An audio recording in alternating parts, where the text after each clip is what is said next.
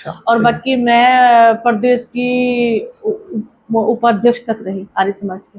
अच्छा। उत्तर प्रदेश आर्य प्रतिनिधि सभा हाँ, हाँ, हाँ, हाँ, में उप प्रधान भी रही। अच्छा। तो अभी तो मेरा ही तुझे पता नहीं है। हाँ वही तो।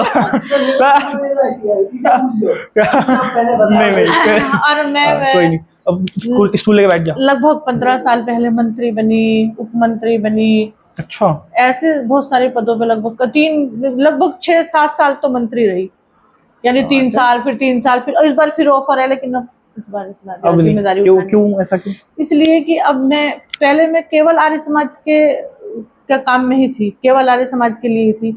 अब और बहुत सारी कई संस्थाएं हैं जो मुझसे अपेक्षा करती हैं कि उनके लिए भी मैं कुछ काम करूं, तो इसलिए मैं समर्पण पूरा आर्य समाज को दूंगी।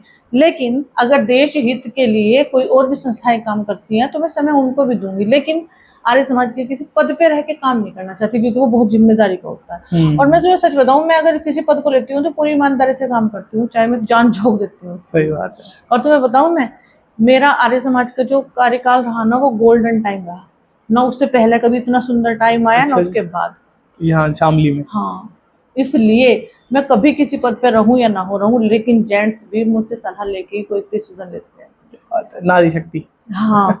और आर्य समाज के लोग तो मुझे अपने आर्य समाज की क्या मोदी कहते हैं। अरे ये तो बहुत बढ़िया कॉम्प्लीमेंट है, इससे तो अच्छा क्या ही कि भाई आप मोदी हैं, बताओ कोई भजनोपदेशक बुलाने हो, वक्ता बुलाने हो, तो पहले फोन करेंगे कि बताओ आपका क्या सुझाव है, और मोस्टली मानते हैं मेरे सुझाव को। मतलब सभा गंभीरता से मेरे विचार को सुनती, बात आपकी रखी जाती है। हाँ, सही गलत जो भी है।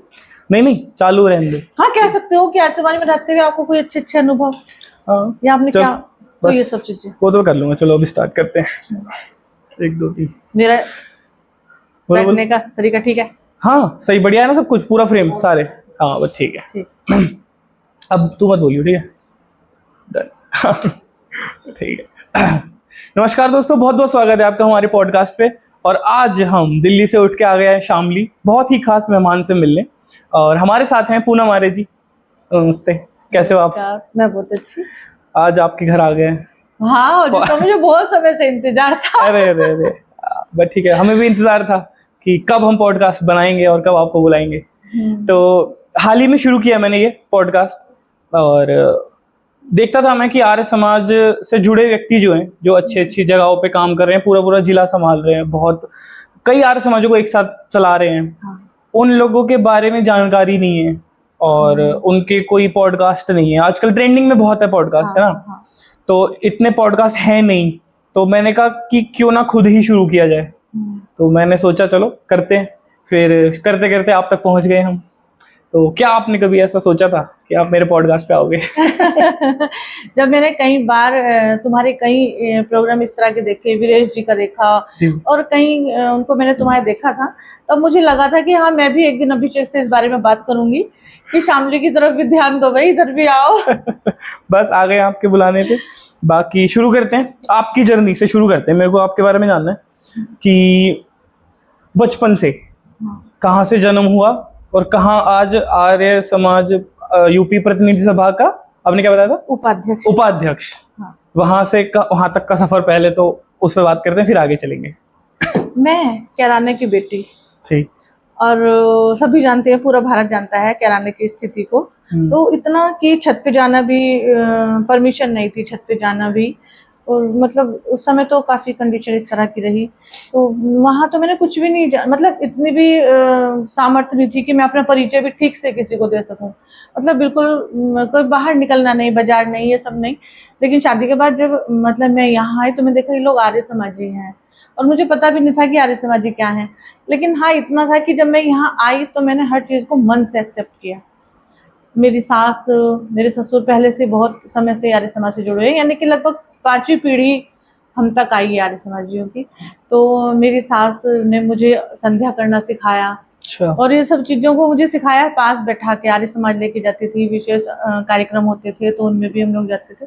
तो मेरे लिए तो सब नया था, लेकिन मैंने उसको बड़े दिल से स्वीकारा और मुझे अच्छा लगा, और मेरा मन हुआ कि मैं भी अपनी सास की तरह आऊं, क्योंकि मेरी सास विभिन्न पदों पे रही हैं शामली आर्य समाज में। तो उनको देखते हुए तो मुझसे भी अपेक्षा रखी गई कि आप भी आर्य समाज आओ, और कई जो मेरे ही उम्र की थी वो, उन्होंने मुझे आर्य समाज बुलाया। तो मुझे एक तरीके से बैकग्राउंड तो मिला हुआ ही था मेरी अच्छा। सास की तरफ से, हाँ जी। और सपोर्ट हमारे ससुर को मुझे बहुत ज़्यादा था। वो चाहते थे कि अपनी सास की तरह तुम भी आर्य समाज जाओ और करो। तो फिर जब जाने लगी तो वो लोग भी मुझसे कभी कुछ बोलने के लिए, मंत्र पढ़ने हाँ के जी। लिए या शांति पाठ के लिए बोलते थे, तो जी। बोला नहीं जाता था बिल्कुल भी, घबराहट होती थी वहाँ बैठते हुए भी। लेकिन मैं पूरी जिंदगी आभारी रहूंगी आर्य समाज की, कि वहां जाने के बाद मेरे अंदर इतना आत्मविश्वास हुआ कि मैं प्रदेश की उप प्रधान तक बनी। तो यहाँ अगर मैं पूछूं कि जैसे आपकी शादी हुई नई नई, और उसके बाद क्या कोई चैलेंजेस आपको महसूस हुए?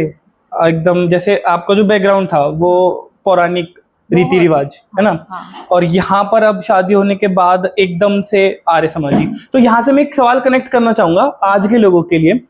अब मान लीजिए आर्य समाजी फैमिली में कोई लड़की आती है और वो पौराणिक बैकग्राउंड से है, ठीक है, अब उसके लिए यहाँ पे एकदम नया है सब कुछ, है ना, तो वो क्या चैलेंजेस होते हैं जो आपके लिए थे और आजकल की लड़कियों के लिए, तो वो कैसे समझे और कैसे नहीं, तो ये थोड़ा सा आप। हाँ, जैसे मैं भी यहाँ आई तो बहुत सारे त्योहार ऐसे थे कि वो मेरे परिवार में होते थे लेकिन आर्य समाज में नहीं होते थे जी। जैसे मैंने देखा कि करवा चौथ का व्रत आया, नवरात्र आए, तो अपने यहाँ तो इतने उत्सव मनते थे कि पूरे नवरात्र में वो दुर्गा की स्थापना और ये सब चीजें वो यहाँ हुई, तो मुझे लगा कि अरे तो कुछ अच्छा ही नहीं हुआ। तो इसलिए समय तो लगा उन सब चीजों को एक्सेप्ट करने में, लेकिन अगर समझाने वाले इतना अच्छे से आने वाली बहू को समझाएं तो वो बदल सकती हैं। और हम उनके साथ जोर जबरदस्ती ना करें, सहज होके उन्हें धीरे धीरे एक्सेप्ट करने का समय दें, तो बात बन सकती है। हाँ, मैं ऐसी थी कि मैं बहुत डरपोक सी थी। अच्छा। तो बहुत सारी चीजें मैंने मेरे डर से ही एक्सेप्ट कर लिया।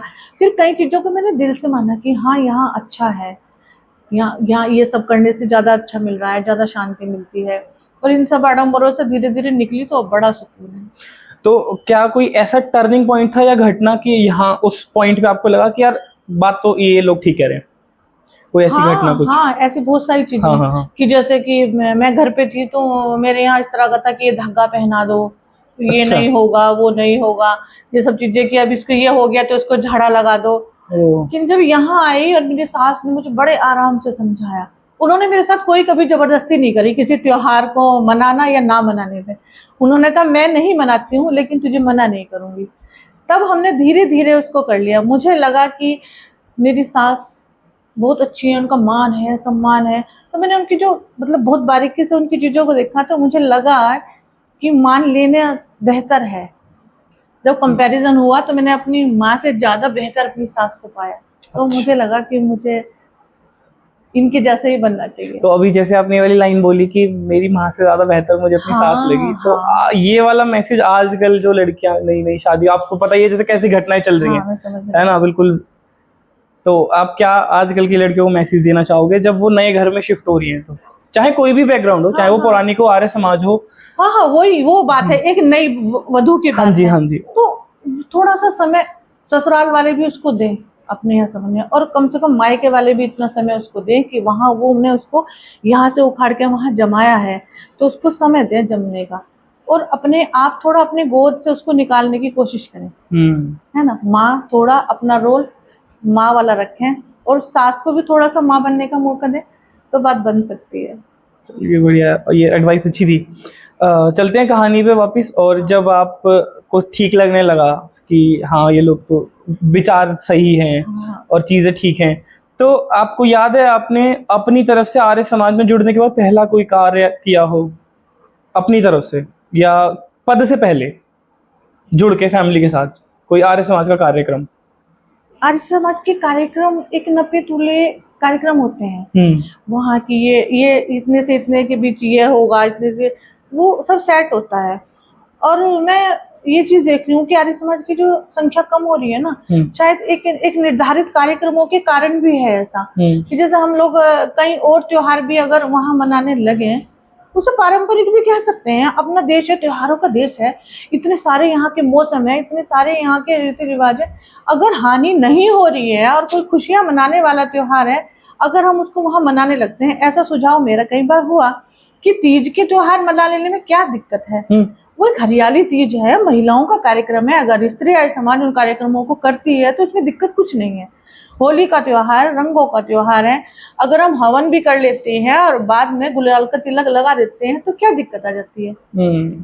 ऐसा मैंने किया है आर्य समाज में। अच्छा। तो उसका प्रभाव अच्छा गया, उससे नई बहुएं आना शुरू हो गई। अच्छा, शुरू करने से पहले चैलेंजेस हाँ थोड़े हुए, वो इसलिए कि जो पुराने लोग थे, बड़े लोग थे, वो हमेशा उन्हीं रीतियों के अनुसार चल रहे हैं। उन्होंने परिस्थितियों के साथ बदला नहीं खुद को। हमें थोड़ा सा समय के साथ साथ थोड़ा सा सरल हो जाना चाहिए।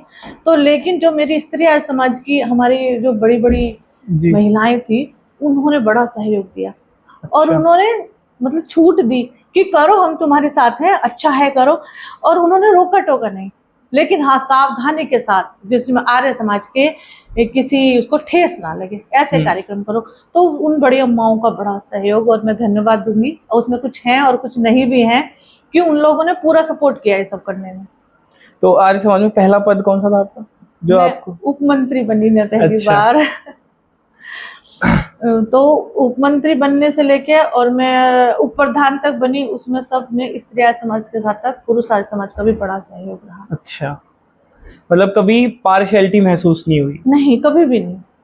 बल्कि हमने कई बार किसी और चीज के लिए कहा तो उन्होंने शहर से स्वीकार किया कि हाँ ये होना चाहिए। ऐसे कई बार जैसे 9 वर्ष के कार्यक्रम हमारे आर्य समाज में नहीं होते थे, जगह जगह नवरात्र के कार्यक्रम होते थे, लेकिन तो लगा कि हम भी आर्य समाज के दृष्टिकोण से इस तरह का कोई कार्यक्रम कर सकते हैं कि जिससे वो जो पौराणिक बहनें हैं वो घर में एक छोटा सा हवन करती हैं। अगर हम यहाँ कोई आयोजन करते हैं तो वो हमारे इस भव्य कार्यक्रम में आ सकती हैं। ऐसे करके भी हमने कार्यक्रम शुरू किए। तो नवरात्रों में कौन सा कार्यक्रम किया था आपने, कैसा रूपरेखा? जैसे 9 वर्ष के रूप में ही हम उसको मनाते थे। अच्छा। 9 वर्ष एक दिन, हमने पूरा हफ्ते ही मना लिया। जी जी जी। तो वो लोग आए और उनको फिर अच्छा लगा कि अच्छा, उनको सोचना ये था कि भाई आप लोग तो नवरात्र नहीं मनाते, आप ये नहीं मानते, आप उसको नहीं मानते। इस सब से हमने इस विवाद में पड़ना ही नहीं है, और हमने हवन शुरू कर दिया तो वो अच्छे से आई खूब। और एक पहले ऐसे कार्यक्रम नहीं होते थे, लेकिन मैंने सुझाव दिया कि स्त्री आर्य समाज अपने दम पे कोई अच्छा कार्यक्रम करें। तो ऐसे करके हम खुद ही विद्वान बुलाते थे और खुद ही सारी व्यवस्था करते थे, और पुरुष समाज भरपूर सहयोग देता था। अच्छा। और ये परंपरा आज तक चली हुई है, लगभग 10 साल से। क्या बात है। तो मतलब आज अगर आप देखते हो शामली आर्य समाज उस टाइम जब आप नहीं थे और अब, कितना अंतर है? जब मैं नहीं थी, या कह सकते हैं लगभग 50 साल पहले का आर्य समाज, तो शामली आर्य समाज इतना जबरदस्त था। मैं आपको कहूँ कि मैं उन माताओं से सुनती हूँ जो कि पूरा ग्राउंड भर जाता था, पूरा हॉल भर जाता था, अंदर वाला भी। और जबकि उस समय पे लाइट की सुविधाएं नहीं थी इतनी ज़्यादा, लेकिन फिर भी छोटे छोटे बच्चों को, वो माताएं बताती हैं कि हम छोटे छोटे बच्चों को लेके भी आर्य समाज में आते थे, क्योंकि परिवार के मुखिया का ये आदेश होता था कि खाना आप 2 घंटे पहले बना के रखो, खाना आके भी खाया जा सकता है। लेकिन अब इस दिन से इस दिन तक आर्य समाज के कार्यक्रम है तो प्राथमिकता उसको जाएगी। तो उसको पूरा परिवार फॉलो करता था। ये प्रधान का बड़ा रोल था उस समय। अब मुझे ऐसा लगता है कि अब प्रधान का रोल शायद इतना नहीं है, या फिर उनका प्रभाव परिवार पे नहीं रहा कि अब केवल आर्य समाज, युवाओं का आर्य समाज ना रह के केवल बुजुर्गों का आर्य समाज होके रह रहा है। मैं ऐसा देखती हूँ। तो क्या हम कर सकते हैं, मैं बहुत लोगों से यही एक सेम सवाल मेरे मन में रहता है कि हम ऐसा क्या कर सकते हैं जो युवा आर्य समाज की तरफ अब वापस लौटे? थोड़ा सरल होना पड़ेगा, थोड़ा सा फ्लेक्सिबल भी होना पड़ेगा। अगर युवा, आज का युवा बिना आर्य समाज को ठेस लगाए, बिना उनकी विचारधारा के कोई छेड़छाड़ करे हुए अगर कोई कार्यक्रम करना चाहता है तो उसको स्वागत करो। क्योंकि नया विचार जरूरी नहीं कि हमारे ही पास हो या हमारे बड़ों के पास हो। नए विचारों को स्वीकार करो, उसमें दिक्कत क्या है? ठीक बात है। वो कह रहा है उसके बात को गंभीरता से सुनो। अगर हम उसको स्वीकार नहीं कर रहे हैं तो हम उसे समझाएं, थोड़ा वो में तो कहीं ना कहीं समझौता करके बच्चों को लाया जा सकता है। इसका कोई उदाहरण है आपके पास? जैसे शायद अभी आप बता रहे थे वही वाली बात। यही कि नवरात्र। अच्छा। वाला सबको अटपटा लगा कि नवरात्र आप लोग मनाओगे। हमने कहा हम सभी नवरात्र नहीं मनाएंगे, हम इसे नव संवत्सर के रूप में मना लेंगे। तो हमने उसी का बैनर बनाया। तो लेकिन वो आई तो सही। ठीक बात है। और इसका संदेश भी अच्छा ही गया। हाँ, लोगों का जुड़ना जरूरी है। हाँ, तो आर्य समाज की तो ये कहानी रही है, और आर्य समाज से आरएसएस का जुड़ाव, आरएसएस की तरफ, वो कैसे रहा? आर्य समाज में जाते जाते ही मुझे एक मित्र मिली मेरी, तो उन्होंने कहा कि आओ तुम मेरे यहाँ, मैं तुम्हें कुछ महिलाओं से मिलाती हूँ। उन्होंने मुझे हम कुछ महिलाओं से मिलाया, तो हमें लगा कि ठीक है, मिल गए। उन्होंने कहा कि चलो एक ग्रुप बना लेते हैं अच्छा सा, और इसमें कोई विशेष कार्यक्रम किया करेंगे। तो हम थोड़ा गए, हमने 1-2 कार्यक्रम छोटे छोटे जो बाहर से बहनें आती थी उनके थ्रू करा। फिर करते करते मैंने उसको थोड़ा गंभीरता से लिया कि इसको थोड़ा कुछ और अच्छा कर सकते हैं। फिर थोड़ा और जुड़े, और पता नहीं कब मैं इतना जुड़ गई। अच्छा, बस होता होता चला गया यही। तो आर्य समाज आज जहाँ पे है और आरएसएस जहाँ है, तो क्या आपको लगता है कि आर्य समाज को भी वहीं होना चाहिए था, आरएसएस के लेवल पे, और आज शायद वो नहीं है? हाँ, इसलिए नहीं है क्योंकि हम जो नए युवा है ना, उनके विचारों को समझ के, सुन के उसको गंभीरता से ले नहीं रहे हैं। जबकि आरएसएस युवाओं को प्राथमिकता देता है। वो तो छोटे बच्चे तक को भी स्वीकारता है, जिसको पता भी नहीं है कि आरएसएस में कहूँ। आपने देखा हो कई बार जब आरएसएस के प्रोग्राम होते हैं तो इतना छोटा बच्चा जो केवल चलना ही सीखा है, वो वहाँ की ड्रेस पहन के चलता है।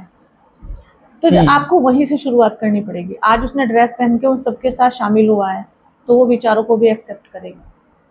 तो मैं कई बार देखती हूँ कि हमारे जो बड़े हैं ना, वो पता नहीं क्यों इतना सुरक्षित महसूस करते हैं कि अगर हमने युवाओं के हाथ में ये बागडोर दे दी तो शायद ये बिखर जाएगा। ऐसा क्यों? ठीक बात। हम परिवारों में भी तो बच्चों की बात को मानते हैं, तो एक अच्छा घर भी बना लेते हैं। क्योंकि हमारे टाइम में जो घर बनते थे, आपके घर में फर्क है। जैसे कि इतनी टेक्नोलॉजी आ गई है कि हमें नहीं पता है। हाँ। इतने आइटम बाजार में है कि वो नहीं पता है। तो यही चीज हम वहां नहीं अप्लाई कर सकते कि बच्चे ज्यादा अच्छा बता सकते हैं। जैसे आज हम लोग क्या थे, मंच से बस यही कार्यक्रम होते हैं, लेकिन अब जो युवा बच्चे हैं वो स्क्रीन लगाते हैं, तो कितना अच्छा प्रभाव जाता है, अच्छा भी लगता है। पहले डेकोरेशन इतनी नहीं होती है, आजकल बच्चे बलून से डेकोरेशन करते हैं और नई नई चीजें वो लेके आते हैं, तो उनको करने दो। क्या जा रहा है? आज हम उनको थोड़ा करेंगे, कुछ और करेंगे, कल वो हमारी विचारधारा के ही बनेंगे। ठीक है, बच्चे हमारे ही हैं और फिर हमें है ना उनको भटकने से बचाने के लिए। तो इतना इनसिक्योर होना क्यों? कि बच्चों को दे दिया तो वो सब उसको तोड़ देंगे, ही खराब कर देंगे। हम बैठे हैं ना। ठीक बात। तो हाथ पकड़ के उन्हें चलना सिखाएं, कंधे पे हाथ रखें। तो कहीं ना कहीं आप ये समझते हो कि जो पुराने लोग हैं हमारे समाज में आज भी, वो चाहते हैं कि उनके हिसाब से चला जाए।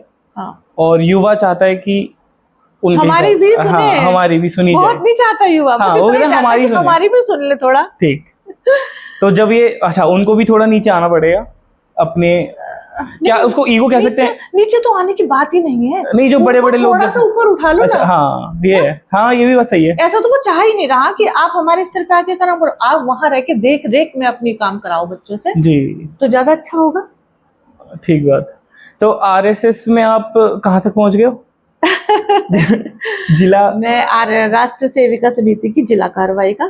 राष्ट्र सेविका समिति महिलाओं का समूह, राष्ट्रीय स्वयं सेवक संघ भाइयों का समूह, तो मैं उसकी जिला कार्रवाई का। तो आप पूरा देख रहे हो, आप पूरा जिला आप ही देख रहे हो? नहीं, ऐसा नहीं कह सकते। मैं जिले की बहनों को लेके कुछ करने का प्रयास करती हूँ। अच्छा। तो अभी जो आपके एक्टिव प्लान्स कह सकते हैं या एक्टिविटीज कह सकते हैं आपकी, हाँ। एक्टिव, वो अभी क्या क्या है जो आप जिले में कर रहे हो? जिले में भी हमारे यहाँ कुछ चीजें तो निर्धारित होती हैं, तो वो तो करनी ही है। अच्छा, जैसे उसमें मेरे को पता नहीं इनका आरएसएस का। हाँ, निर्धारित जैसे होता है यहाँ के, जैसे हमारी जो राष्ट्रीय सेविका समिति की जिन्होंने स्थापना की थी, उनका जन्मदिन मनाते हैं। अच्छा। बसंत पंचमी का कार्यक्रम होता है, उसका 9 वर्ष का कार्यक्रम, तो कुछ तो होते ही हैं। उसके अलावा अगर कभी कोई विशेष कार्यक्रम है तो वो भी मना लेते हैं। हमारे यहाँ आरएसएस में अमृत महोत्सव का कार्यक्रम हुआ था। हाँ। पूरे वर्ष भर चला था वो। हाँ।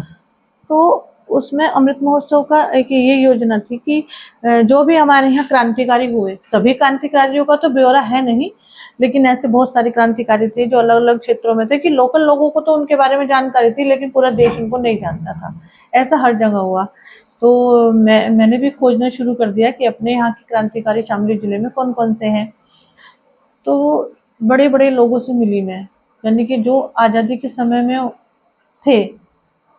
तो वो जब उनसे पता करा तो मुझे पता चला इतने सारे क्रांतिकारी शामली में ही हैं, और जो गतिविधियां हुई वो भवन आज तक मौजूद है। अच्छा। तो मैं तो इतना एक्साइटेड हुई, और मैंने अपनी जो साथ की सहयोगी बहनें थी उनको लेके मैं वहाँ पहुंची भी। तो ऐसे कई सारे परिवार थे जिनको पता कि हमारी दादी ने यहाँ योगदान किया था। एक हमारे यहाँ पे एक ज्ञान देवी क्रांतिकारी महिला थी।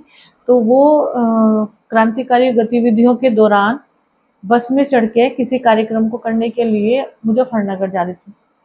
तो उनको पता चल गया अंग्रेजों को, तो वो बस में चढ़े और उन्होंने उनको इस तरह से मारा कि उनका वहीं गर्भपात हो गया, और फिर वो कभी मां नहीं बन पाई।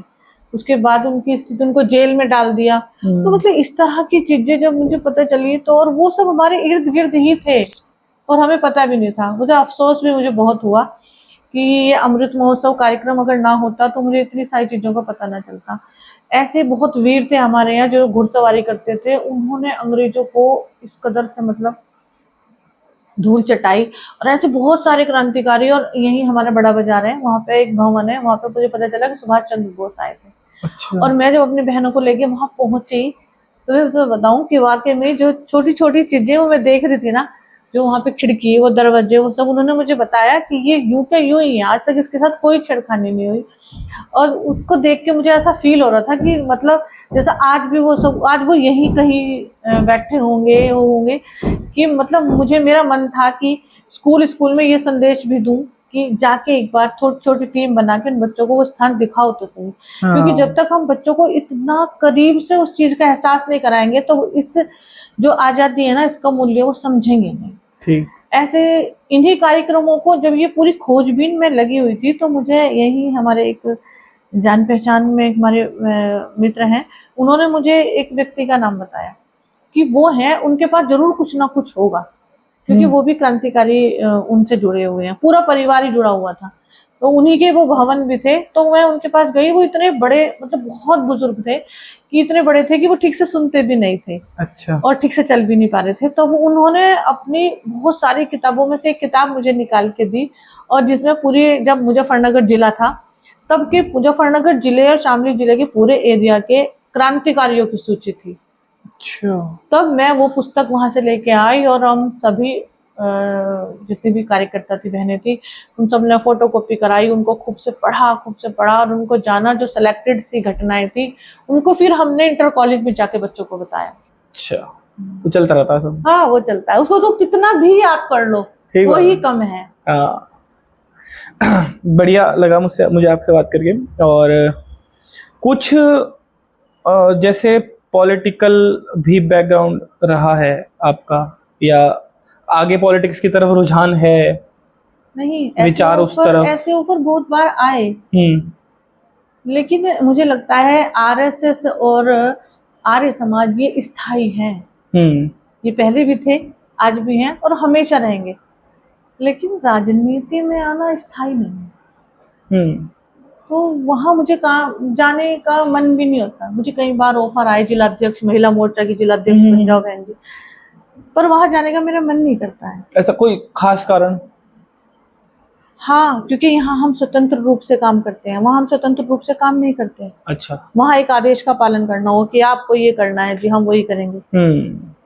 यहाँ काम करने की कोई सीमा नहीं है, स्वच्छंद रूप से यहाँ आप अपने हिसाब से सब कुछ पूरा खुद प्लान बना के आप कर सकते हैं। वहाँ पे आपको पार्टी की पूरा एक लाइन बाउंड्री के अंदर रह हाँ, वो भी रहेगी। और यहाँ रह के हमें किस तरह से कार्यक्रम करना है, कहाँ करना है, कितनी महिलाओं का करना है, जैसे मर्जी हम करेंगे। वहाँ ऐसा नहीं होता है। अच्छा, वहाँ हाँ वही लिखा हुआ है। हाँ, यही, वहाँ मेरा मन नहीं करता। ठीक है, बट ऑफर की कमी नहीं है। ठीक है। जिला शामली को लेके और आगे का 2 या 3 साल का विजन है आपके पास कुछ? जैसे आप संगठन को और मान लो अभी 10 में से 8 पे है, तो और आगे ले जाने के लिए? हाँ, जैसे हमारे यहाँ बहुत सारी जगह ऐसी हैं कि वहाँ महिलाएं बिल्कुल भी आरएसएस के नाम पे एकदम कुछ भी, एक भी संख्या नहीं है।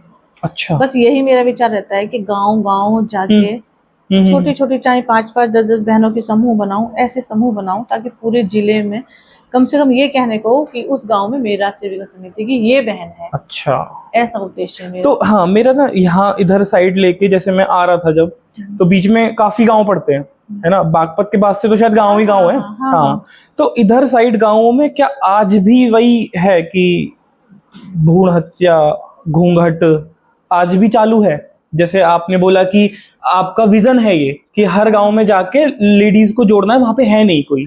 तो क्या आज भी ऐसी घटनाएं होती हैं या अब खत्म हो चुका है ये सब? मुझे लगता है बहुत कम, बहुत कम। अच्छा। क्योंकि अब हम देखते हैं कि अगर घर में एक भी बेटी होती है ना तो उसको रानी की तरह पालते हैं जी। मेरा तो अपना यही अनुभव है कि जितना भी मेरा सर्कल है या मैं देखती हूँ कि छोटी बच्ची हुई है तो उसको भी बिल्कुल रानी की तरह पाल दिया। और वो समय नहीं रहा कि भाई बेटियां ही बेटियां हो गई, ये हो गया। आजकल तो बेटियों की ऐसी कमी है, इस बात को जब लोग फेस कर रहे हैं तो उनको समझ आ रहा है ठीक कि बेटे बड़ी बड़ी उम्र के बेटे हो रहे हैं लेकिन लड़कियां नहीं मिल रही हैं, तो ये समझ आ गया लोगों को। लेकिन अब इतनी ऐसी सोच नहीं रही कम से कम। चलो सही। तो अब छिटपुट घटियाओं वो तो कुछ पता नहीं चलता, अब कर ही नहीं सकते उसका। हाँ। तो कुछ हम, हाँ, बट लेकिन कहीं ना कहीं दूर गांव में कोई ना कोई घटना हो जाती है, शायद हो जाती है। हाँ, ये तो पेपर से ही पता चलता है, बाकी इतना ऐसा अच्छा स्थिति नहीं है। काफी ठीक है। फिलहाल जैसे आप शामली जिला देख रहे हो, तो कुछ ऊंच नीच कभी देखने पड़ती है कि थोड़ा पॉलिटिक्स संगठन के अंदर?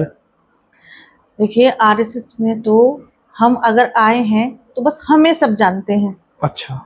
मेरी कास्ट क्या है उससे कोई मतलब नहीं है, हम अमीर हैं, हम गरीब हैं, हमारा बिजनेस क्या है, हम किस उससे ऐसी चीज़ों का तो जो मेरे से 20-20 साल पहले पुरानी बहनें जुड़ी हुई हैं, मुझे आज तक उनके बारे में भी नहीं पता कि वो किस कास्ट से हैं। अच्छा। और ये अच्छा है कि मेरे यहाँ हम लोग, अगर मेरे से छोटी बहन है तो मैं भी उसको दीदी से संबोधित करूंगी, अगर मुझसे 50 साल बड़ी है वो भी दीदी से संबोधित करेंगे। अच्छा, हमारे सब यही बोलते हैं? बिल्कुल। और आर्य समाज के लेवल पे किसी प्रकार का? आर्य समाज के लेवल पे भी मैं कहूँ कि आर्य समाज ऐसा नहीं करता है, लेकिन आर्य समाजी ऐसा कर देते हैं, अंदर के लोग। वहाँ। क्योंकि मैंने देखा है कि ऐसे मैं उन लोगों के बारे में बताऊंगी जो हर्ट हो गए, यहाँ से हमेशा के लिए चले गए। जैसे मेरे ससुर। अच्छा, कोई कारण घटना कुछ? वो मेरी शादी से पहले ही वो हो चुके थे उस आर्य समाज जियो से नाराज, आर्य समाज से नहीं। हाँ। उन्होंने अपना काम किया है तो ग्रामीण क्षेत्रों में कर दिया, लेकिन आर्य समाज का काम, लेकिन वो आर्य समाज जाना पसंद नहीं करते थे, लेकिन मुझे जाने के लिए हमेशा सपोर्ट करते थे। अगर मैं किसी रविवार नहीं गई तो उन्होंने कहा तू आर्य समाज नहीं गई है? क्यों? मैंने कहा ऐसे करके, लेकिन उन्होंने मुझे हमेशा आर्य समाज जाने के लिए कहा। तो आप ये बोल सकते हो कि जो आज आपकी विचारधारा है जिस दिशा में है, तो उसका शीर्ष आर्य समाज को जाता है कहीं ना कहीं? हाँ, बहुत बड़ा। वहीं से मैंने कहा ना कि मैं ठीक से परिचय देने की कंडीशन में भी नहीं थी। और तो अच्छा, एजुकेशन क्या थी आपकी? एजुकेशन बहुत कम, आप समझ दो। अच्छा। इंटर में मैंने किया था, वो भी कैसे किया था कि ट्यूशन हमारे पिताजी छोड़ के आते थे, स्कूल छोड़ के आना, लेके आना। अच्छा। वहाँ के माहौल के हिसाब से। हाँ। तो इतना ज्यादा पढ़ाई का तो वहाँ हो नहीं सकता था, और डिग्री कॉलेज भी वहाँ नहीं था, पढ़ने के लिए शामली आना होता, और उसकी तो परमिशन थी नहीं। अच्छा। तो ये विचारधारा जो है, ये दिशा जो है आर्य समाज से मिली। हाँ, और आप उसके बाद से फिर बहुत सारी संस्थाओं से जुड़ी। अच्छा। मतलब वो संस्थाएं जो मुझे लगता है वाकई में देश हित के लिए काम कर रही हैं, उसके साथ में जुड़ना हमेशा पसंद करती हूँ। जितना भी मुझसे हो पाता है, जितना भी करने का प्रयास करती हूँ। बढ़िया। मतलब देश प्रथम। हाँ, देश प्रथम। हाँ। संगठन तो बहुत सारे हैं। हाँ। लेकिन जो काम देश हित के लिए होगा वहां मैं जरूर अपना समय देती हूँ। इससे ही जुड़ा कोई मैसेज आप हमारे ऑडियंस के लिए देना चाहो? जो एक सवाल है मेरे पास, मतलब अब ये तो मैं बोल नहीं सकता कि किस बैकग्राउंड से है क्या नहीं, बट ऐसा होता है ना कि हर संगठन के कुछ कुछ लोग होते हैं पुराने। अब हर संगठन में मेरे को ऐसा लगता है, हो सकता है मैं गलत हूँ, बट हर संगठन में मुझे ऐसा लगता है कि कुछ कुछ जो लोग पुराने बैठे हैं ना, वो सोचते हैं कि हम ही ठीक काम कर रहे हैं, और सबको हमारी तरह काम करना चाहिए। मैंने कहा ना, हाँ उनके अंदर असुरक्षा हाँ का कहीं ना कहीं वो है कि वो असुरक्षित महसूस करते हैं कि अभी उनके हाथ में चला गया तो हमें कोई पूछेगा नहीं। अच्छा। ये मानसिकता मैं देखती हूँ कि जो आज के समय में आर्य समाज का काम करने की स्थिति में भी नहीं है। केवल इतनी स्थिति है कि वो आर्य समाज आ सकते हैं, लेकिन वो कुर्सी पे बैठे हुए भी ये चाहते हैं कि मेरी गाइडेंस में सब कुछ हो। हाँ, तो मुझे लगता है कहीं ना कहीं यही कारण है संगठन आर्य समाज के अंदर फूट पड़ जाती है, लोग आना छोड़ देते हैं। जैसे नए लोग जब जुड़ते हैं तो उनके साथ क्या चैलेंजेस आता है, मैंने देखा है कि बड़े लोग जो ना बैठे हुए हैं पुराने, वो कहते हैं कि नहीं नहीं नहीं, तुम तो गलती कर रहे हो, हाँ। तुम्हें तो कुछ पता ही नहीं। तो क्या ये कारण है कि लोग जुड़ते हैं फिर जल्दी टूट जाते हैं? हाँ, क्योंकि एक बार बताओ, अगर वो पहले से ही कोई उसके अंदर अवगुण नहीं है, कुछ नहीं है, तो वो तो फिर परफेक्ट इंसान है। ठीक बात। लेकिन हमारी जो आर्य समाज महर्षि दयानंद ने बनाए थे, ये किस लिए बनाए थे? ये इसलिए बनाए थे यहाँ आके हम लोग अपने में सुधार लाएं, आर्य समाजियों के साथ बैठ के हम लोग उन जैसे हों। तो पहले हमें ऐसा बनना तो पड़ेगा कि हम आर्य हैं। लोग हमें देख के लगे कि मुझे ऐसा बनना है, और उसे ऐसा बनने के लिए हमें सहज उनके साथ बैठना पड़ेगा, उन्हें सही और गलत बताना पड़ेगा। लेकिन ये नहीं हुआ कि वो पहली बार ही आया और आपने उसको चाहा कि ये बिल्कुल एकदम पक्का आर्य समाजी बने। हाँ, ऐसा नहीं होता है। आप मैं भी ये सोचता हूँ कि प्यार से बैठाओ उसको, तो वो खुद ही जान जाएगा सही गलत क्या है। हाँ। आपको बताने की नहीं, केवल दिखाने की जरूरत है कि अच्छा ये है। ये नहीं हुआ कि आप पहले दिन आया है कि और उसको एक नहीं, अब लगातार कड़वी गोलियां खिलाना शुरू कर दिया, फिर नहीं आता है। हाँ। उसको आने दो, उसको समझने दो, फिर वो खुद ही सब कुछ एक्सेप्ट कर लेगा। आप उसको एकदम आते ही इतना सारा उपदेश तो हजम नहीं हुआ ना।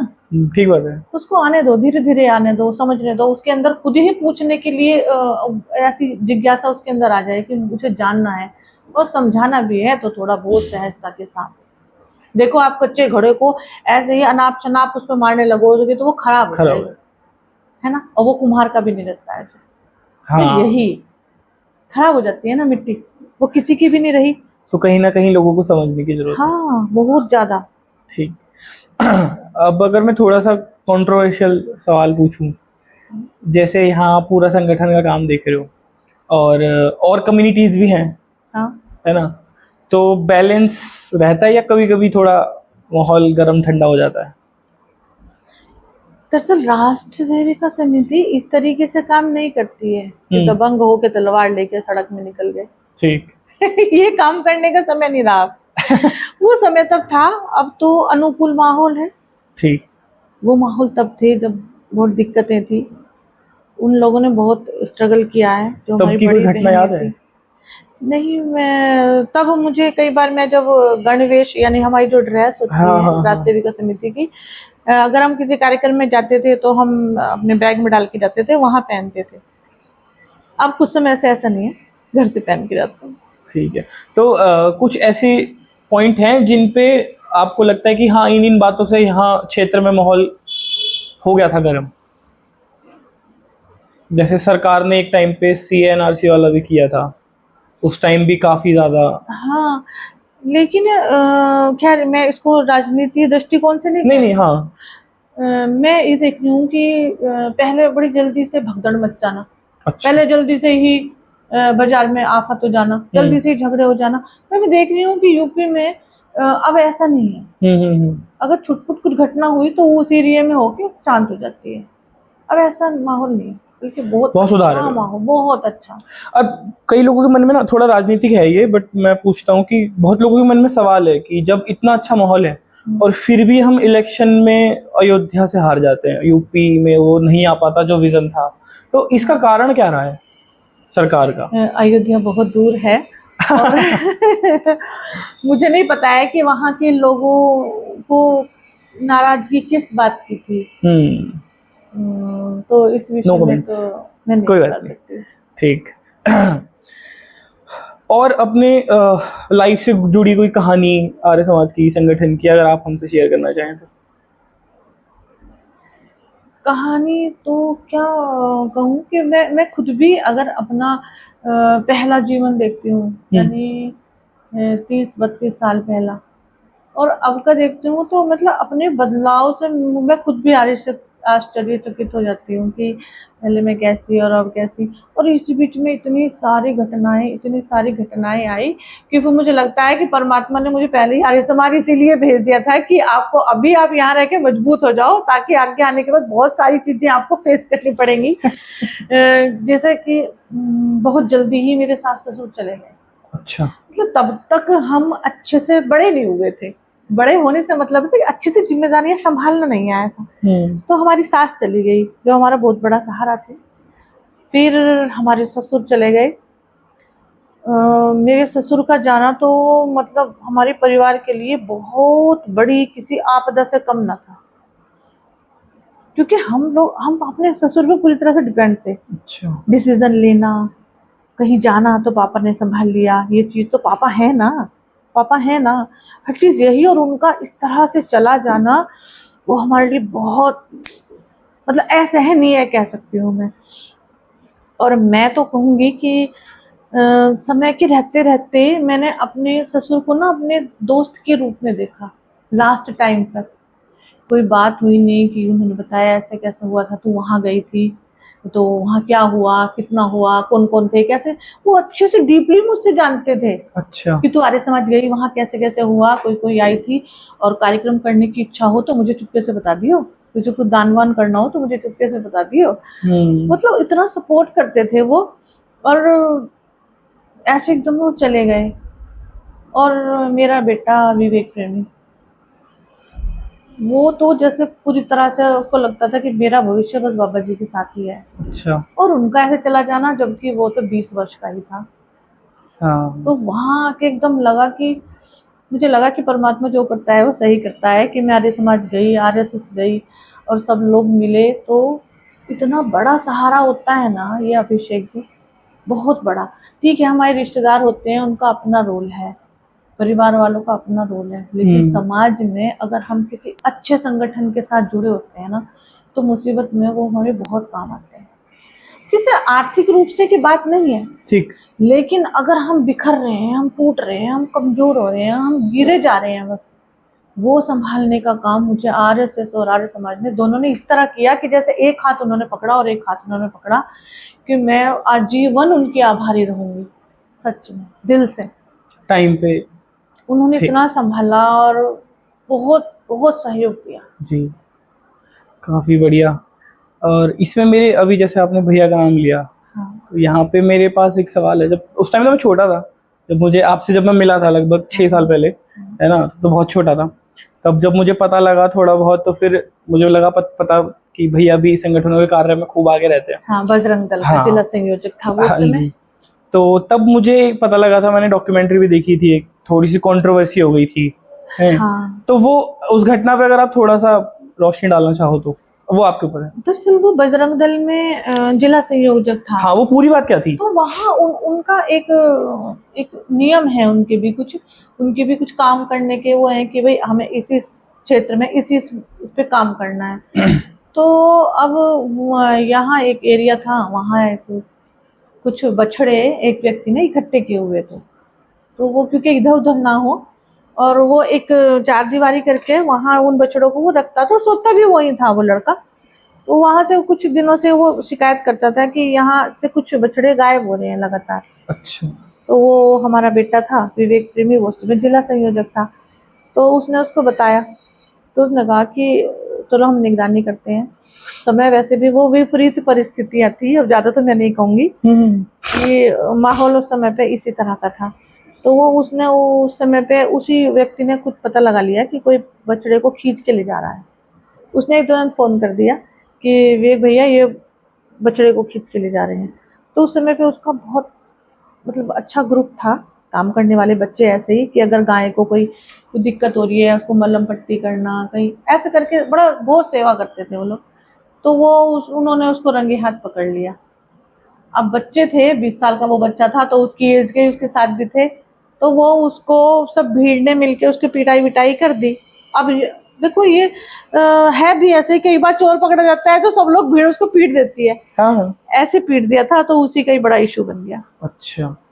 तो वो बात फिर जब बढ़ गई, थाने वाने चले गए और फिर अरेस्ट हुई आई थिंक। हाँ, NSA लगी थी। हाँ, तो उस टाइम घर का माहौल कैसा था? वो तो ऐसी स्थिति थी कि मतलब एज क्या सोच थी उस के टाइम भी भैया की? 20 साल। 20 साल। और जब अरेस्ट हुए थे हाँ, तो तब क्या था घर का माहौल? और घर का माहौल क्या, तभी हमारे ससुर को गए हुए दिन कितने हुए थे, मुश्किल से 3-4 महीने। हम तो उसी से ही नहीं उबर पाए थे। अच्छा। और ऐसे घर में जवान एक ही बेटा, उसके बाद उसका भी इस तरह से चला जाना। और क्योंकि मैंने कहा ना, हम सब अपने ससुर पे डिपेंड रहते थे कि पापा संभाल लेंगे, पापा ये कर देंगे। और हम तब तक जिम्मेदारी घर की भी संभालने की स्थिति में नहीं थे, एकदम से जवान बच्चे का इस तरह से चला जाना। तुम समझ ही नहीं पा रहे थे कि अब कैसे करें, अब क्या करें, हो क्या गया। और शायद इसीलिए 8 महीने लगे उसको निकालने में। 8 महीने की कैद थी? NSA होती थी। तो अच्छा। लेकिन बीच में ही केंद्र सरकार ने उसकी NSA तोड़ के उसको रिहा करा दिया। ठीक। तो बड़ा ऐसा और समय लोगों था। ने पूरा ही एक कहानी अलग ही बना दी थी न्यूज़पेपरों में, आर्टिकल्स में। वो इसलिए क्योंकि हर समय में हर विचारधारा के लोग हैं। हाँ। है ना। तो अभी हमने किसी को किसी बात के लिए कोई मतलब माहौल, कोई शहर में कुछ हो जाता है तो उसके लिए भी पत्रकार भी इधर उधर बढ़ जाते हैं ना। एक ऐसे हैं कि नहीं नहीं, उनको ये अधिकार किसने दिया, एक नया कि अगर ऐसे सरेआम ऐसे कुछ होने लगा तो कंट्रोल तो करना पड़ेगा। तो यही वाली बात थी। और ऐसा हमेशा होता रहा है और हमेशा होता रहा। आज भी देखो ना, राजनीति में कि सिपाहियों और वो फौजियों पे भी लोग इस तरह की बातें करते हैं। तो अगर उस समय उन्होंने विवेक के लिए लिख दिया तो क्या बड़ी बात है। सही बात है। कम से कम बात तो कर रहे हैं। हाँ, बात तो कर रहे हैं। उनको लग रहा है इस विषय पे वो जितना जहर घोल सकते थे घोल लिया। और ऐसा हमेशा ही रहता है। अभी भी क्षेत्र में कंट्रोवर्सी रहती है भैया के नाम को लेके। हाँ, जो लोग सुरक्षित हैं उससे।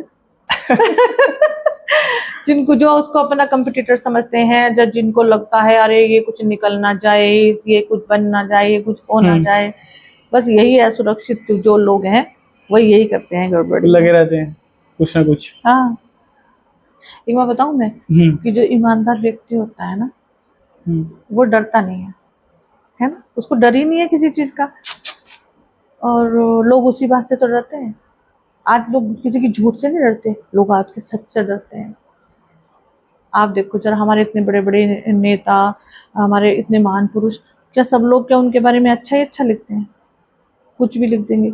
सावरकर जी के बारे में कुछ भी बोल देंगे, पूरे दुनिया भर का बोलते हैं ना। तो ये तो छोटा सा विवेक प्रेमी है, एक साधारण सा, तो उसके लिए बोलते तो क्या हुआ, वो तो ये लोग हम ही रहेंगे। लेकिन हमें इन चीजों से अपने मनोबल नहीं गिराना चाहिए। तो उनके पीछे की जो सपोर्ट है उसको मोटिवेशन देने के लिए क्या करते हो आप? मैं उसे हमेशा यही कहती हूँ कि अत्याचार सहना नहीं, गलत तरीका अपनाना नहीं। अच्छा, क्या बात है।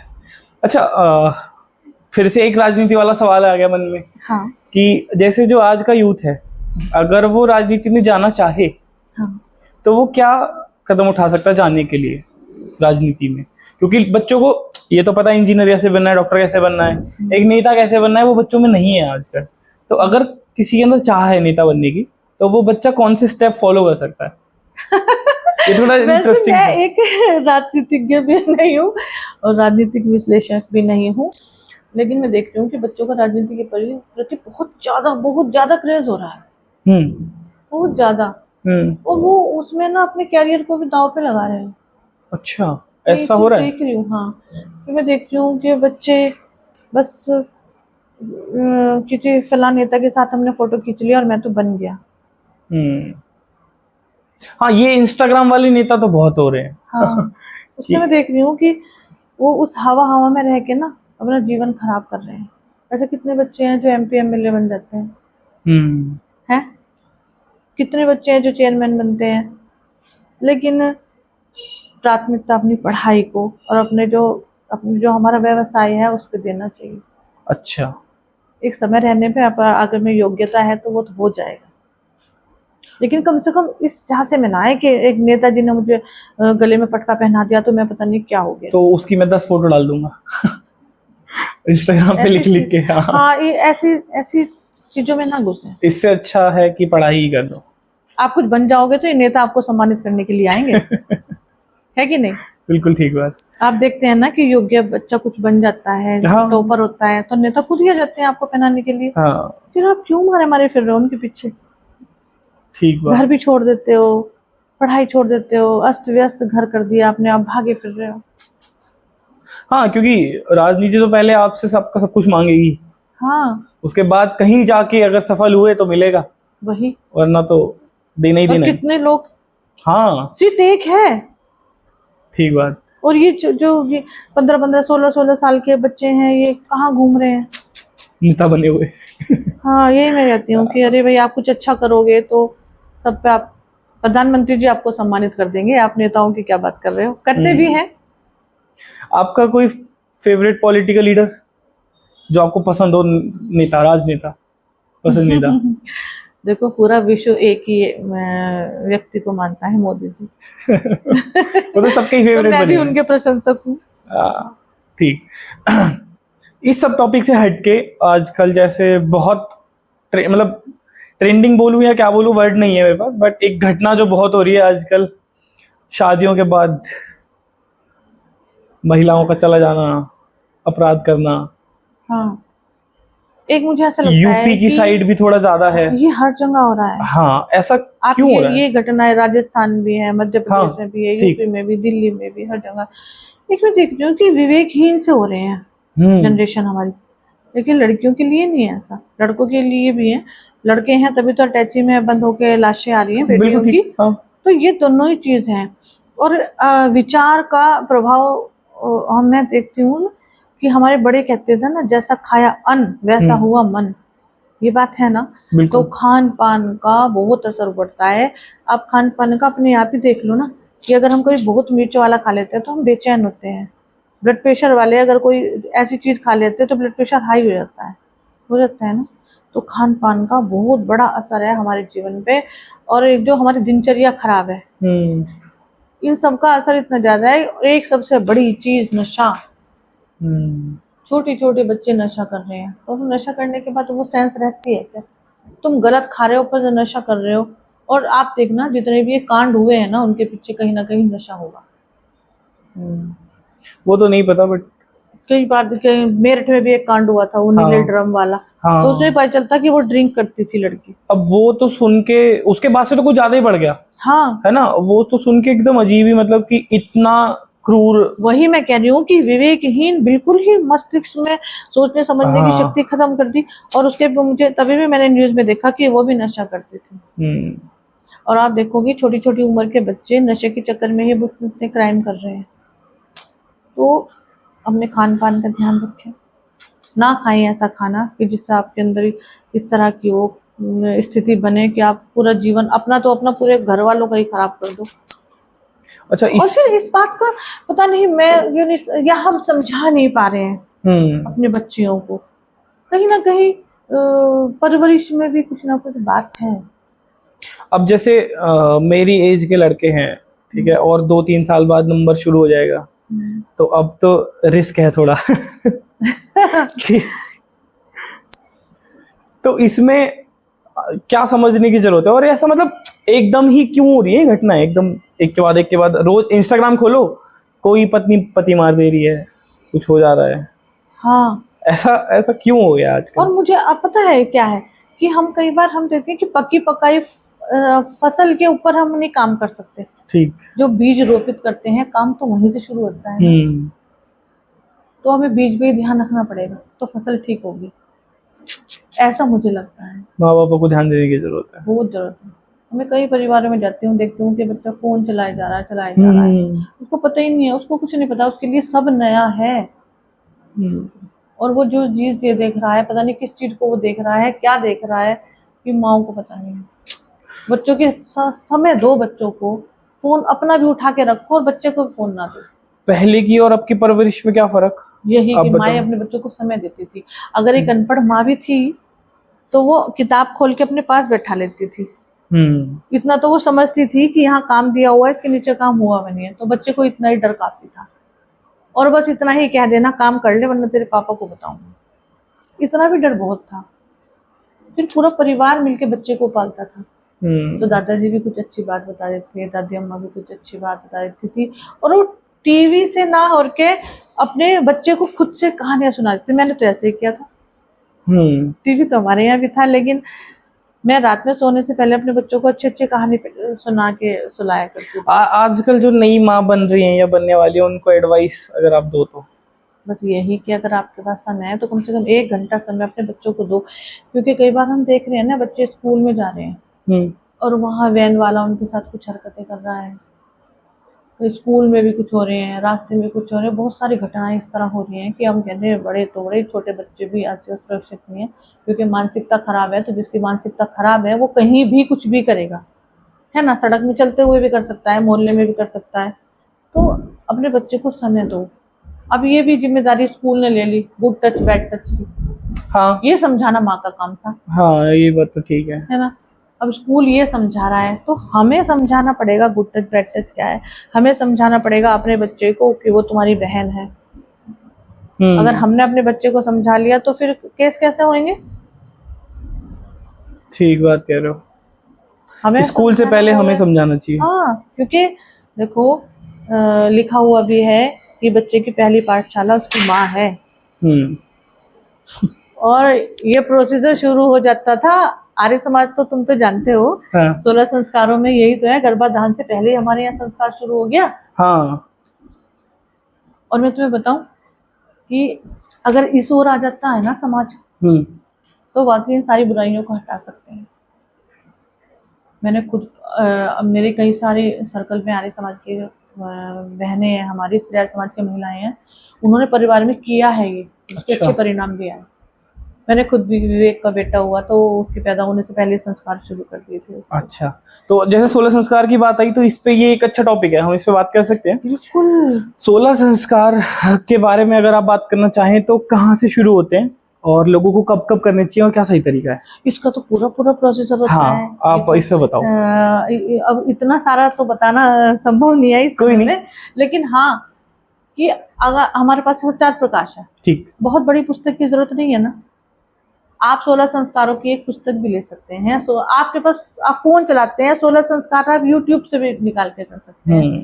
देखो आजकल ज्ञान लेने के लिए कहीं बहुत बड़े बड़े इंस्टीट्यूट में जाने की जरूरत नहीं है। घर में अगर मोबाइल है तो सारा ज्ञान का भंडार वहीं है। आप गूगल से और भी तो बहुत चीजें निकालते हैं, तो आप ये चीजें क्यों नहीं निकाल लेते?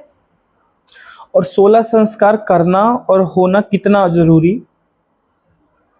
देखो जो वेदों में लिखा है ना जी, वो पहले भी सत्य था, आज भी है और हमेशा हमेशा सत्य रहेगा। ऐसा नहीं है कि भाई उस समय पे वेद लिखे रहे थे, आज करवाना है, आज ये नहीं हो सकता। अब आज ये नहीं हो सकता तो उसका परिणाम देख लो आप, है ना। हम तो मॉडर्न बन रहे हैं और उन चीजों को हम पुरानी और दकियानूसी बता रहे हैं, तो उसका रिजल्ट देख लो ना। आप इतना हवन में भी आप देखो कितना बड़ा विज्ञान है। जब कोरोना आया तो समझ आ गया ना कि क्यों जरूरी है। आप देखा था आईसीयू में अगर भी उसके परिणाम निकले गायत्री मंत्र के, देखा तुमने वो? नहीं, वो मैंने नहीं कि जिन्होंने वहां डॉक्टर्स भी महामृत्युंजय चला रहे थे भाई। अच्छा, ये तो नहीं देखा। कहाँ की घटना है? ये दिल्ली में ही किसी हॉस्पिटल की घटना शायद थी। अच्छा। तो मैंने भी उन्हीं दिनों पढ़ा था कि आईसीयू में एक तरफ महामृत्युंजय उन्होंने चलाया और एक तरफ नहीं चलाया। अच्छा। तो जहाँ महामृत्युंजय चला हुआ था उसके परिणाम अच्छे आए। अच्छा। और गायत्री मंत्र का भी, आप किसी भी चीज को गूगल से निकाल लो, 16 संस्कार भी है। अगर आप जितने कर चुके, जितने नहीं है बाकी को तो कर लो। लेकिन मैंने क्या कहा कि वही बीज पे ही काम करना पड़ेगा। फसल पकने पे आप लोग कुछ करोगे तो कुछ नहीं होने वाला है। बीज पे काम करते नहीं हम, और बीज पे हम काम नहीं करते। तो जो नई माएँ हैं वो कम से कम पहले से तैयारी करें तो बीज पे काम करने की। हाँ ठीक, काफी सही लगा आपसे बात करके। कितना टाइम हो गया हमें? क्या हो गया? 5 मिनट। कोई नहीं। संगठन से जुड़े कुछ सवाल थे, जैसे कि शुरू ही हमने आर्य समाज और आरएसएस से किया था। आपके पॉइंट ऑफ व्यू से क्या लगता है कि आर्य समाज और आरएसएस कहाँ पे आके अलग हो जाते हैं? कहाँ पे दोनों संगठनों के मत नहीं मिलते? दूसरा, क्या हमें साथ में काम करने की आज जरूरत है या बहुत पहले हो जाना चाहिए था साथ में? और अगर आज भी आरएसएस और आर्य समाज साथ नहीं है तो वो क्या कारण है या क्या कारण हो सकता है? बस एक ही बड़ा कारण कि मूर्ति पूजा। अच्छा। आप मुझे एक बात बताइए, जो मूर्ति पूजा करता है उसमें क्या विशेष है, और जो मूर्ति पूजा नहीं करता है उसमें क्या विशेष है? अगर हम उन चीजों को छोड़ दो, उसकी उस विचारधारा के साथ छेड़खानी ना करो, अरे आप मूर्ति पूजा करते हैं करते रहे, आप नहीं करते हैं नहीं, बाकी मुद्दों पे तो आप एक साथ आ सकते हैं। हवन वो भी करते हैं, आप भी करते हैं, लेकिन आप अच्छा हवन करते हैं, तो आप उनके साथ अच्छे हवन में उनको लाने का प्रयास करें। उनको ये ना करें कि आप मूर्ति, अरे अगर वो आपको समझने लगेंगे तो वो खुद ही एक्सेप्ट कर लेंगे इस चीज को। लेकिन आपको उनको एहसास कराना पड़ेगा, लेकिन प्रैक्टिकली। ऐसे नहीं कि आप पहली बार में ही कोई आए तो इस चीज को छेड़खानी ना करें, कम से कम शुरू में तो ना करें। उनको ठीक लगेगा तो वो कर लेंगे, क्योंकि आज के समय में मैं आपको बताऊं, आर्य समाज में ना तो पैसे की जरूरत है, ना बड़े बड़े भवनों की जरूरत है, वहां केवल संख्या की जरूरत है। बिल्कुल। और संख्या भी युवाओं की। अगर आपने किसी पेरेंट्स को वहां बुलाया, हवन कराया, आप उनको प्रेरित करें कि जन्मदिन भी ऐसे ही मनाया करें, तो वहां जन्मदिन मना लेगा, तो बच्चे के अंदर विचार आ गया वहां, और वो जब वो वहां विचार आया तो वो केक से अपने आप ही हटने लगेगा। आप पहले दिन ये शर्त रखें कि आप हवन कराओ लेकिन केक नहीं काटेंगे तो ऐसा नहीं होता ना। हाँ। अभी उसको 1-2 साल केक काटने दो, जब वो यहाँ लाके प्रसाद वितरण करना शुरू करेगा तो उसको ये अच्छा लगने लगेगा।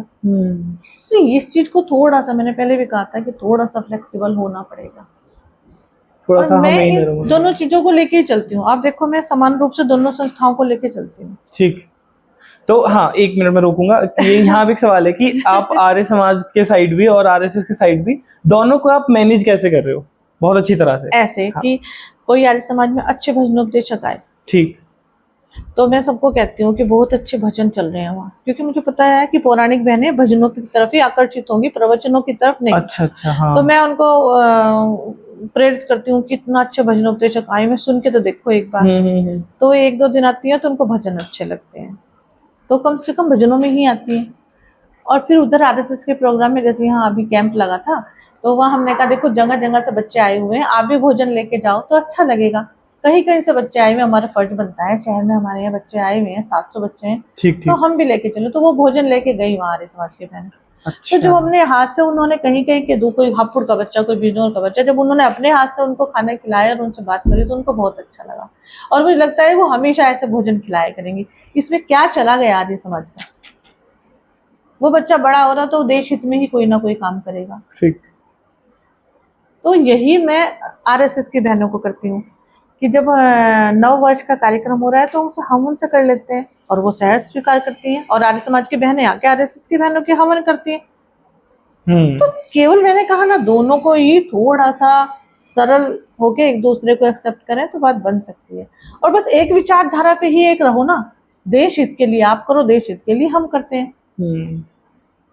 मुझे लगता है कहीं ना कहीं एक लेवल पे जाके ना राजनीति शुरू हो जाती है, ऊपर कौन, मुझे ऐसा लगता है। हो सकता है मैं गलत हूँ कहीं ना कहीं, हाँ। बट मुझे ऐसा लगता है कि कहीं ना कहीं एक लेवल पे जाके ना दोनों साइड से एक राजनीति टाइप शुरू हो जाती है कि हम ऊपर, हम लोग अपना वो भूल जाते हैं कि हम चल कहाँ रहे हैं।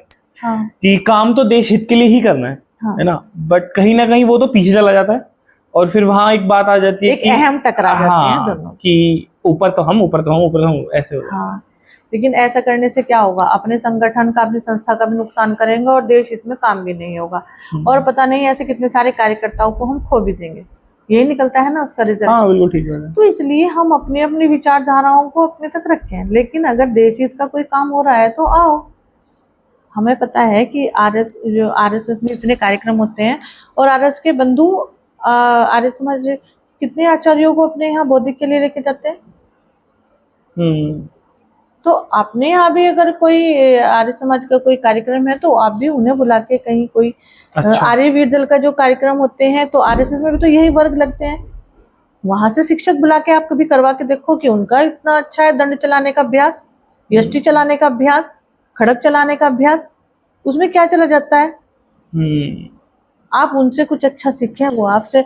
ऐसा कोई नहीं है कि किसी के पास कोई गुण ना हो, और ऐसा कोई नहीं है जिसका कोई अवगुण ना हो। ठीक बात। तो हम एक दूसरे के गुणों को स्वीकार करके और उन्हें अपने संगठन को मजबूत करने में सहयोग करा लें, तो इसमें दिक्कत क्या है? बिल्कुल बिल्कुल।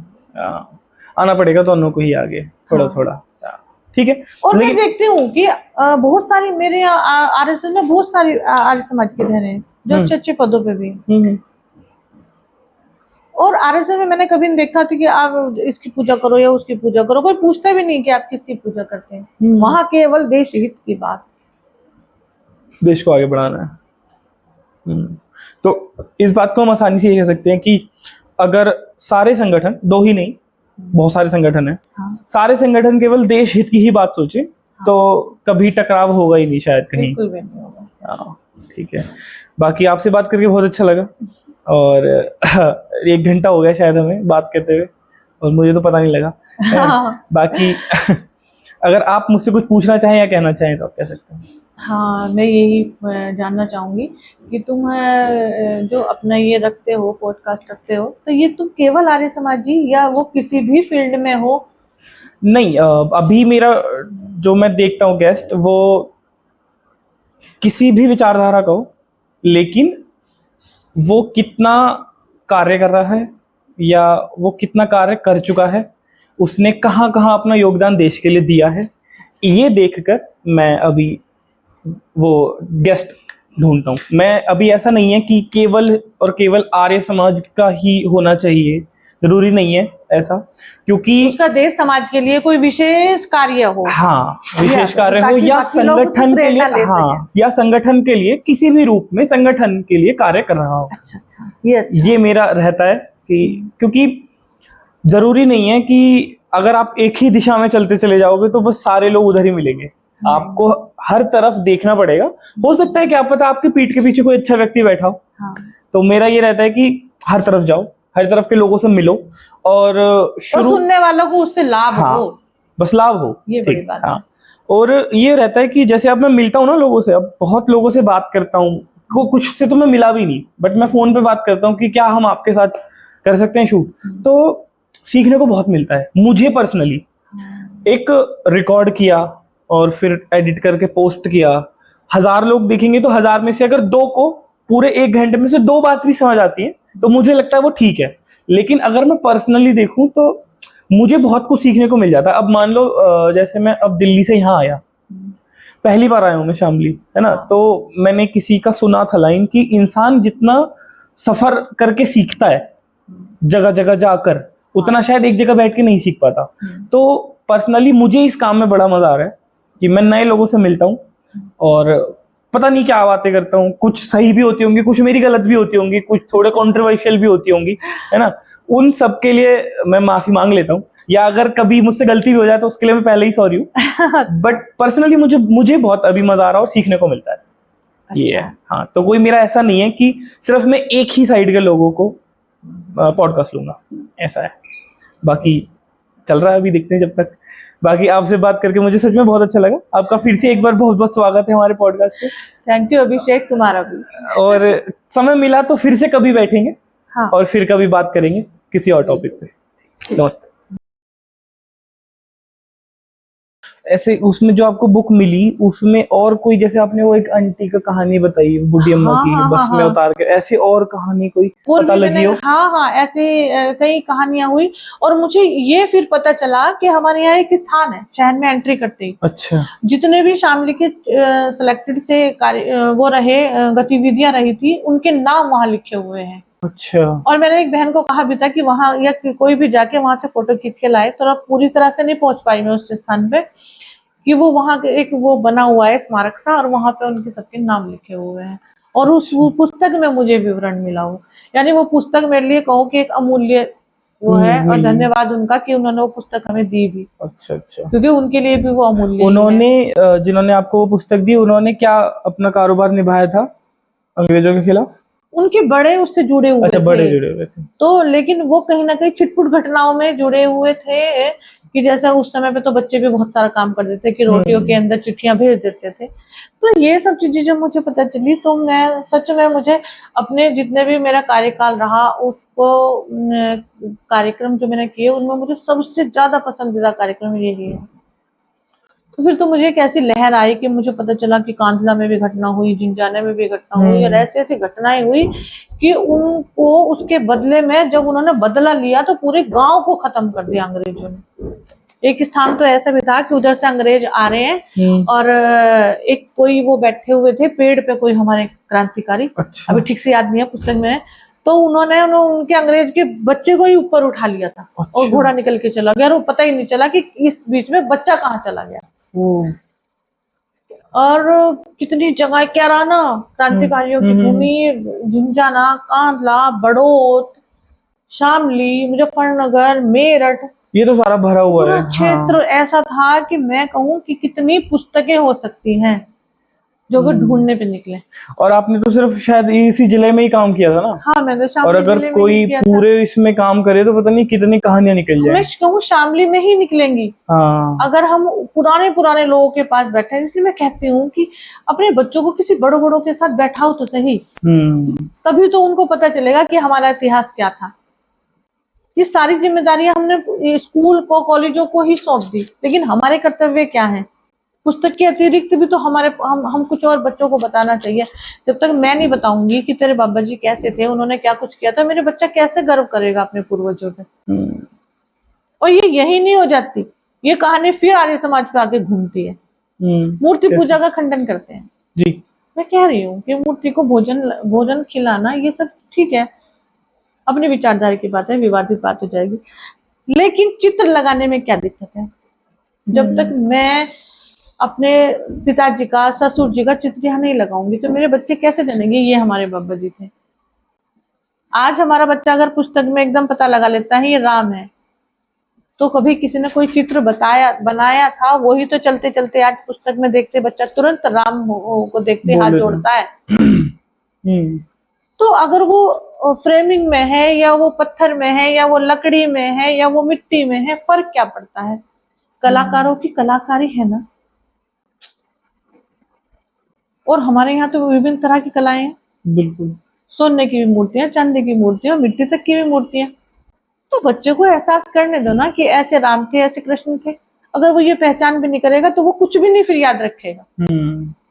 इसलिए वो कैटरीना को जान करेगा, इसलिए वो सलमान खान को भी हीरो माने, क्योंकि रियल हीरो से तो आप परिचय नहीं करवाते। रियल हो आप उनको अपने बाबा जी के बारे में बताओ ना, रियल हीरो तो वो थे, उनकी अच्छी अच्छी बातें उनको बताओ। आप ऑफ कैमरा भी बता रहे थे कि जैसे आजकल के लोगों में क्या है कि वो गलत चीजें अपने परिवार वालों के खिलाफ में बताते हैं। वही मैं कहती हूँ कि जो तुमने पूछा था कि माँ का रोल, हाँ, यहाँ भी तो माँ की भूमिका है। माँ की भूमिका ये है कि जो उनकी कई कई पीढ़ियों में जो अच्छी अच्छी बातें हुई थी, उनके परिवारों ने अगर कोई बलिदान दिया था, कोई त्याग करा था, कोई समाज देश हित के लिए, धर्म के हित के लिए कोई काम किया था, अपने बच्चों को बताओ। उनको बताओगे तो उसका एहसास होगा कि वही खून मेरी रगों में है। तो अगर तुम बताओगे तो वो गर्व करेंगे, और कुछ गलत करने से पहले सोचेंगे नहीं मैं ऐसे खानदान से हूँ, मुझे ये शोभा नहीं देता है, मेरे बड़ों को लांछन लगेगा कि उनका पुत्र ऐसा काम कर रहा है। आप अपने पापा के बच्चे को अच्छी अच्छी बातें बताएंगी तो उनको लगेगा नहीं समाज में जब मैं इनको लूंगा पता चलेगा कि इतने अच्छे उनका बेटा ऐसा है। पर आजकल तो उल्टा है, उनको बच्चों को तो कुछ और ही बताया जाता है वही कि हमें तो इतना परेशान किया था घर में ये वो। हाँ, वही मैं कह रही हूँ कि जो नई माएँ हैं वो कम से कम इस चीज को शुरू करें। तो बट मेरे को लगता है जैसे अब नई माएँ हैं उनको खुद ही अपने घर के पीछे नहीं पता बारे में। तो ये उनकी माओ की कमी है। तो अब फिर कहाँ से बताएं? जैसे मेरे ससुर थे, मेरे ससुर बताते थे बहुत सारी चीजें। अच्छा, जो तो मेरे बेटे को आज तक याद है, इसलिए शायद मेरा बेटा डरता है बहुत सारे गलत काम करने से कि मेरे बाबा जी तो ऐसे थे।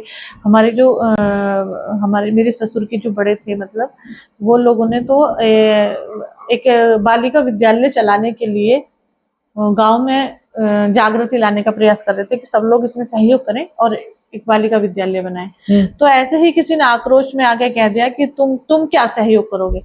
तो लेकिन उनकी आर्थिक स्थिति बिल्कुल भी अच्छी नहीं थी, तो उन्होंने कहा मैं इतना कर सकता हूँ कि अपना घर दान दे दूंगा। और उन्होंने अपने बर्तन और बहुत सारी चीजें तो उस समय पे नहीं होती थी, खैर एक सामान्य से परिवार में जितने भी कपड़े बर्तन और कुछ जरूरी सामान लेके उन्होंने घर खाली करके और वो विद्यालय के नाम वो जमीन कर दी थी कि या तो उसको बेचो या फिर इसमें बनाओ, जैसे भी करके करो। तो ये चीजें अगर मेरे ससुर ने मुझे नहीं बताई होती है, मेरे पतिदेव को नहीं बताती होगी, तो मैं भी अपने बच्चों को ना बता पाती। तो कमियां तो थोड़ी थोड़ी पीढ़ियों से होती चली हुई आ रही हैं। तो अगर कुछ भी अच्छा हमारे परिवार में हुआ है तो उसको बच्चों को उसको जरूर बताओ। मैंने कहा ना, सोने से पहले बहुत सारी चीजें माए बच्चे को अपने पास बैठा के रखें, थोड़ा कुछ अच्छा बताएं, समाज का कुछ अच्छा, वो हमारे विद्वान रहे, हमारे महर्षि रहे, इतनी सारी चीजें हुई तो उनको बताओ, बच्चों तो के वो पास टाइम समझेंगे। दो। हाँ, अब देखो मेरे ससुर साधु बने थे, आर्य समाजी थे, लेकिन किसी अच्छा। कारण से हर्ट हुए तो वो साधु बन गए थे। लेकिन उन्होंने अपनी विचारधारा को नहीं छोड़ा था। वो जगह जगह साधु पे बनने के बाद क्या कार्य थे आप बता रहे थे ना, वो मंदिर का? हाँ, वो मेरे ससुर, मैं बताऊं, वो इतना यज्ञ करते थे, वो इस तरह से यज्ञ करते थे कि जब कभी बारिश नहीं हुई ना है। और किसान लोगों ने उनको कहा अच्छा, कि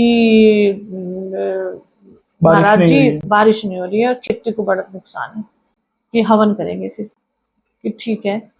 और वो ऐसी सामग्री बनाते थे, काजू बादाम, और ये बहुत बहुत अच्छा, वो कहते थे खुल के तुम्हें काम करना पड़ेगा, बिल्कुल कंजूसी छोड़ के ऐसी सामग्री बनाओ कि परमात्मा के मुंह में डाल रहे हो तुम। अच्छा जी। और वो ऐसी सामग्री बनाते थे और इतना बड़ा यज्ञ होता था कि मेरे ससुर जब शाम को आते थे ना वो यज्ञ करके, तो चेहरा उनका लाल और वो बेइंतहा थके हुए और गला पड़ जाता था उनका, बैठ जाता था गला, और लेकिन रात नहीं उतरती थी, बारिश हो जाती। ये तो मैंने देखा है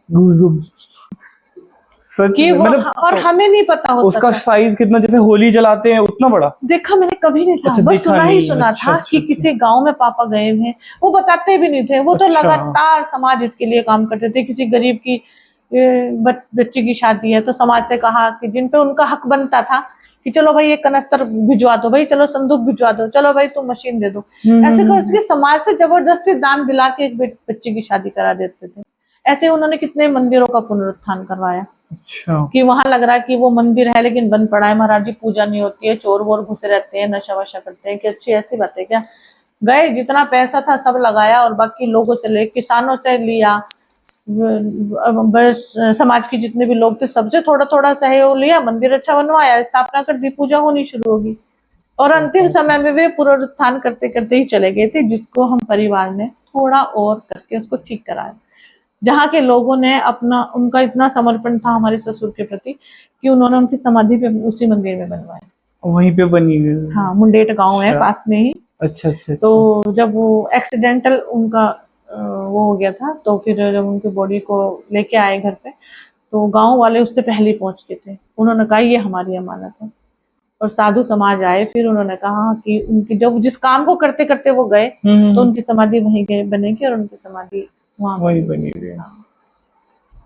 तो वो वाली बात बड़ी इंटरेस्टिंग लगी कि ऐसे बारिश वाला ऐसा मैंने 2 वर्ष अनुभव किया। अच्छा, आपके सामने की बात है? बिल्कुल सामने की बात है, मेरे बच्चों को भी याद है अच्छे से कि पापा आए बाहर से, देखा कि इस तरह से कि बहुत, मतलब थके हुए, सामग्री में पसीने हुए हाँ। हैं और बड़े थके हुए, और ठीक से बोल भी नहीं पा रहे कि ऐसे करके, कि तो वो बोलते कुछ नहीं थे। फिर हमें बाद में पता चलता था कि महाराज जी ठीक है ना, कि क्यों, कि वो आज गांव में हवन था, बारिश नहीं हो रही थी तो आज हवन करवाया था। और वो इतने थक जाते थे कि उस दिन दूध के अलावा वो कुछ भी नहीं लेते थे। मुझे नहीं पता कि प्रोसीजर क्या होता था। हाँ, उससे पहले की तैयारियां और उस समय की तैयारियां वो क्या करते थे। लेकिन 2 बार ऐसा हुआ कि जब जब फसलों को दिक्कत आने लगी और वर्षा नहीं हुई तो उन्होंने हवन किया, और बारिश हुई रात तक। गजब। और उनके जीवन की तो ऐसी इतनी सारी घटनाएं हैं कि उनके जाने के बाद ही हमें पता चला। जैसे जैसे और बताओ ना। जैसे वो पता चलता था कि इस क्षेत्र के जब उनका अंतिम संस्कार, तो क्या समाधि हुई तब साधु आए तो उन्होंने घटनाएं बनाई कि इस क्षेत्र में जितने भी साधु हैं वो सब महाराज जी के दिए हुए कपड़े ही पहनते थे। अच्छा। वही तो हम समझते थे कि वो इतना कपड़ा खरीदते क्यों है। एक ही बार ढेरों ढेर कपड़ा लाया और सबको रंग के और उन्होंने उठा के रख दिया। अच्छा। कहीं कहीं से साधु आते थे। अरे कितने साधुओं ने बताया कि कोई साधु का शरीर पूरा हो गया तो उनका भंडारा करना था, तो वहाँ व्यवस्था नहीं थी, तो वो जाके वहाँ भंडारा कराते थे। तो वो कहते थे पता नहीं कितने साधुओं का, कितने भंडारों की व्यवस्था महाराज जी कर देते थे। कितने लोग ऐसे आए कि मुझे उन्होंने पढ़ाया। अच्छा जी। हम कहते थे तुम्हें पढ़ाया? कि हाँ महाराज जी चुपचाप मेरे पैसे जमा कर देते थे। ऐसी इतनी सारी घटनाएं थी। तो मैं कहती हूँ कि उनके जीते रहते रहते, लेकिन बाद में तो वो मेरे लिए और भी अमूल्य हो गए थे। बाद में जब चीजें पता लगती हैं फिर और हाँ, तब हमें लगा कि अच्छा इतनी सारी चीजें हो रही थी। काफी बढ़िया। ये तो बात बताई आपने। तो इतनी सारी चीजें तो मैं तो खुद का अनुभव था। इसलिए मैं कहती हूँ कि विश्वास तो करें एक बार। हम्म। अपने जो हमारे शास्त्र हैं, जो हमारे वेद हैं, जो हमारे इतनी सारी चीजें हैं, उन पे भरोसा करके तो करें। ऐसे तो कुछ होता नहीं कि आपने एक धागा पहन लिया और आपको सब कुछ ठीक हो जाएगा। कर्म तो करना पड़ेगा। जिन मर्यादा पुरुषोत्तम श्री राम को, जिनको हम कृष्ण को मानते हैं, कार्य तो उन्होंने भी किए थे ना। तो वो भी बस ऐसे ही एकदम कोई धागा पहन लेते और सब कुछ हो जाता, लेकिन ऐसा नहीं किया था ना। उन्होंने प्रमाण दिया, युद्ध लड़ा, या जैसे भी जो भी हाँ वो ठीक काम है। हुए हुए हैं, वो सब उन्होंने करके ही तो दिए थे। तो ठीक सही बात। दिशा में काम करेंगे तो परिणाम अच्छा निकलता है। बढ़िया लगा ये बात तो सुन के।